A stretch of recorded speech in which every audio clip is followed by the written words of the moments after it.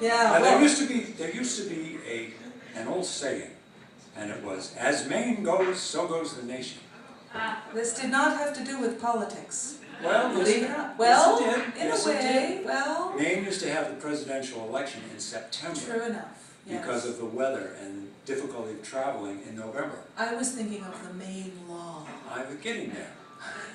So that's when that became popular, was when Maine had their early presidential elections. But Maine was also the first state to enact a temperance law, 1851. Hallelujah. And I feel it. in England and in France, this law was called the Maine Law, and the temperance movements over there cited the Maine Law as the way to go. This did not work very well in a society based on beer and one based on wine. We're also very close to the Canadian border. Yes, where they were They at did the not time. have temperance. At the time, they were still part of the United Kingdom. So, remember that ragged coastline I told you about? All those inlets, all those peninsulas. Like, great place for smuggling. So this is a true story, actually. It was given to us by our friend Delia May, who was a lighthouse keeper's granddaughter. And we went to her house one night for dinner, and we noticed there was this board against the wall that had holes drilled in it. And Delia does not keep things randomly. Everything in her house Her has... house looks like a pet crow lives there, but it all has a reason. Everything has a reason. Everything So has a story. we said, so Delia, what's up with this board? This board? Yes, sir. I got to tell you one more She thing. got to tell us all I about got it. to tell you one more thing about the oceans down east. Oh, yeah. Where That's we right. live, the tide runs about 12 feet. Where Delia lives, the tide runs about 20 feet. So at low tide, the Yes. dock, there's 20 feet of the dock exposed, okay? If you go over to Chesapeake, there's like 2 feet, but there's quite an area underneath the dock, and that figures in this story. It was 1888 when a steamer hauling freight ran aground near Little River in the fog. Bound to Boston at the time, loaded with Italian wine, or so it said, according to a log. Now the Eduardo was a mess. She signaled her distress, so some country boys rode to her on the tide. When they found out what she carried, they never stopped or tarried until several crates of wine went o'er the side. For a 6-month toot, and no one gave a hoot if they were drinking Asti or Chianti or Valsusa.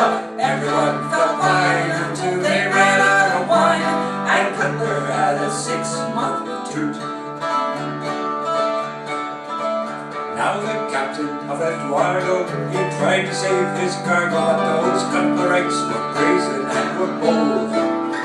And before the care sheriff came to win their little game, they had taken every bottle from the hold. So when the owner's agents came, just the heavy cask remained. They were salvaged with hard labor across the rocks. Then they locked him in a store with a guard before the door. It was situated right on Corbus Dock. On the 6-month toot, and no one gave a hoot if they were drinking Asti or Chianti or Valsusa. Everyone felt fine until they ran out of wine, and Cutler had a 6-month toot.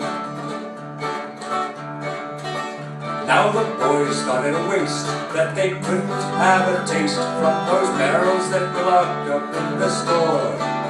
So that night they got a drill and some vessels they could fill, rode underneath and moored up through the floor. They had borrowed every can, baby bottle, tub and pan. It's a wonder that the dory wasn't sunk.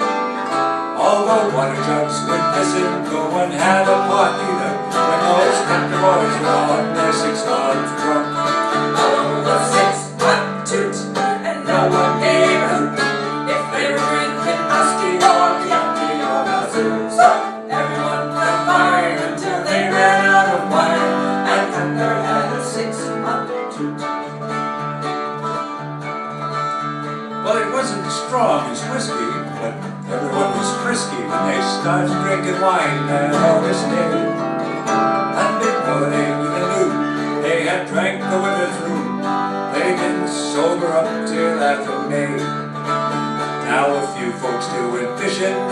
others may be wishing that all that wine would somehow change to water. Before the binge was ended, the parson was offended by the antics of those couple sons and daughters. On their six-nut toot, when no one gave hoot, if they were drinking Asti or Chianti or Belsusa, everyone combined until they ran out of wine, and Cutler had a six-nut toot.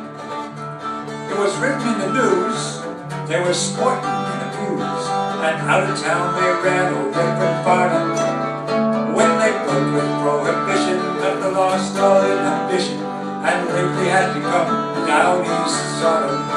Now it's 100 years and more since they poured it through the floor, but still a town can find the souvenir where Dealey May still keeps